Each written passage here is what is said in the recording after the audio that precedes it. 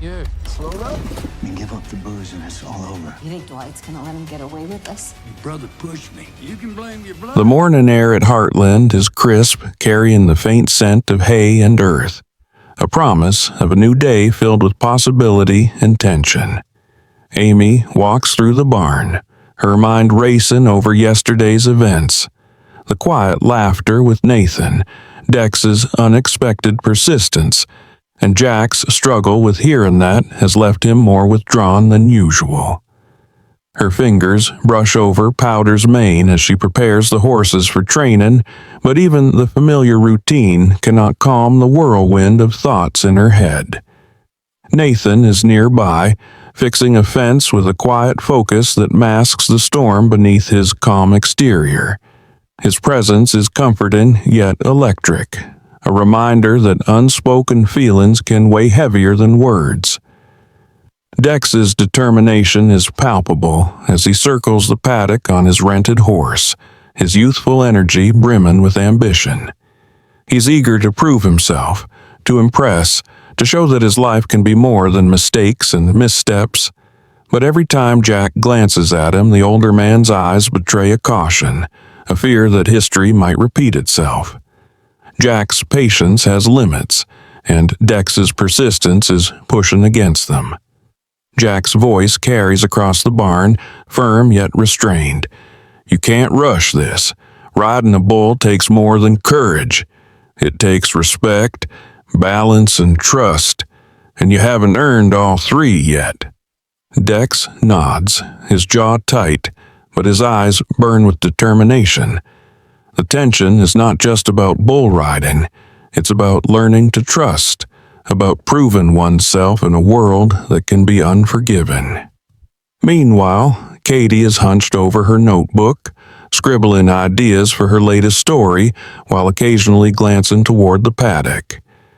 She's absorbed in her words, but Dex's arrival and the palpable tension with Jack keep pulling her focus. She notices the small ways Amy and Nathan communicate, the brief glances, the unspoken words, the moments where timing and timing alone seem to carry their emotions. There's a subtle electricity that neither of them wants to admit out loud, a quiet understanding that some things are too significant to rush, too delicate to force. Amy steps away from Powder and wipes her hands on her jeans, her heart catching as Nathan approaches. He's not smiling, but there's a softness in his gaze that disarms her.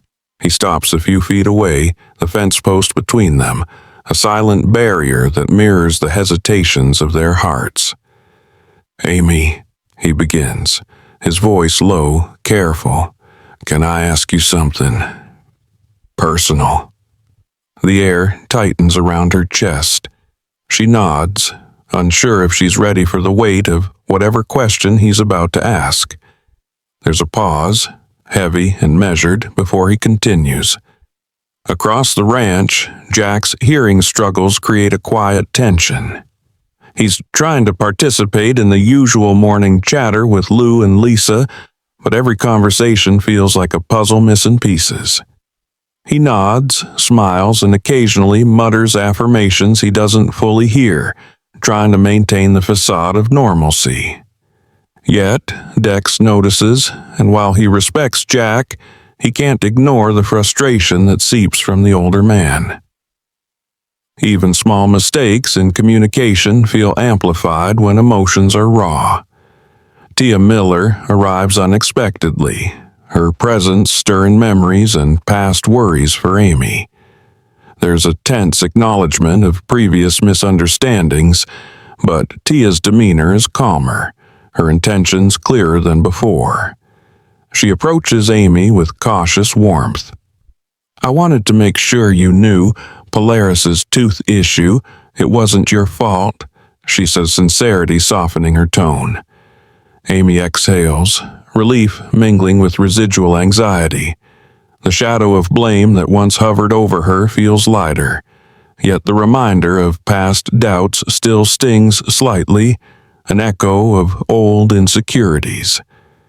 Nathan shifts his weight, watching Amy absorb Tia's words and For a brief moment, the ranch feels suspended in a bubble of quiet reflection.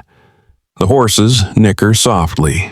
Dex tightens his grip on the reins and Jack fidgets with the tack, each of them caught in their private battles while the day stretches ahead. Nathan finally takes a breath, his gaze locking on Amy once more. The weight of his next words is palpable, a thread pulling at the edges of Amy's heart. If everything worked out, would you ever think about marrying again? The question hangs in the air like a delicate crystal, clear and fragile, threatening to shatter the calm facade of the morning. Amy's heart stops. She feels the world narrow, the sounds of hooves and voices fading as she stares at Nathan, searching for the meaning behind his words. It's not just a question, it's a mirror, reflecting fears, hopes, and unspoken emotions. Nathan waits, patient, knowing that the answer is more than words. It's a testament to healing, trust, and the courage to be vulnerable. Dex senses the tension but chooses silence, watching the exchange as an outsider, yet understanding the gravity of it. Jack, unaware of the moment unfolding, continues his work, oblivious to the emotional storm building a few feet away. The morning sun climbs higher, casting a golden glow over Heartland, but inside Amy, time seems to stretch and bend. Nathan's question lingers, a gentle but insistent weight pressing against her chest. She exhales slowly, her hands tightening slightly on the reins of powder as though the familiar grip can anchor her thoughts. The ranch feels alive with movement. Dex pacing his horse, Jack hammering quietly on the fence repairs, Katie still scribbling away, but Amy's focus narrows to Nathan, to the vulnerability and hope in his gaze. Nathan watches her carefully, the muscles in his jaw tense, revealing just enough of his own inner turmoil. He wants an answer, but he also knows some truths cannot be rushed. I mean, only if you're ready. Only if it's something you want, Amy, he murmurs, stepping closer, but still respecting the invisible line that holds them apart. Amy's eyes flicker with uncertainty, the memories of past losses and fears rising unbidden. She thinks of her children, the ranch, and all the responsibilities that tie her heart in knots. And yet, there's a part of her, quiet and stubborn, that has always known Nathan holds a place that no one else can fill. Meanwhile, Dex is growing restless. He circles the paddock, the tension in his muscles mirrored by the worry in his eyes. Jack's patience is fraying, each correction and stern word met with youthful insistence. Balance isn't just about your body, Dex, Jack says, voice sharp but fair. It's about knowing when to push, when to stop, and when to trust yourself. You can't force it. Dex bites his lip, nodding, but the fire in his gaze refuses to dim. He's driven not only by his dream of bull riding, but also by the unspoken need to prove himself, to Jack, to Amy, and, most importantly, to himself. Katie, sensing the subtle shift between Amy and Nathan, tries to focus on her own work but is pulled repeatedly by the energy between them. She scribbles notes furiously, but her eyes keep straying toward the paddock, toward the barn, toward the quiet corner where Nathan and Amy are caught in a delicate moment. There's a story unfolding there, richer than anything she could write. Unspoken emotions, shared glances, and the tension of possibilities neither wants to name aloud. Her fingers pause over the pen, realizing that some narratives cannot be captured in words, only in moments. Back near the barn, Tia Miller's visit has unexpectedly softened the atmosphere. Her acknowledgement of Polaris's tooth issue has lifted a shadow that had hung over Amy for days. Amy's shoulders relax slightly, and a faint smile touches her lips. Tia's words remind her that forgiveness and understanding can arrive even from those who once doubted her. "I know it wasn't easy," Tia says gently, "but you were right about Polaris all along. Thank you for your patience." Amy nods, a lump forming in her throat, grateful for the resolution but aware that not every problem has such a clear answer. Dex approaches Jack again, determination etched into every line of his face. "I'm ready to try again," he says, voice steady but vulnerable. Jack studies him carefully, weighing not just his skill but his character, his resolve. "You're not just asking me to teach you how to ride," Jack says, eyes narrowing slightly. "You're asking me to trust you, and trust isn't something you can earn overnight." Dex swallows hard but meets Jack's gaze without flinching. "I want to earn it," he replies quietly, a conviction that surprises even himself.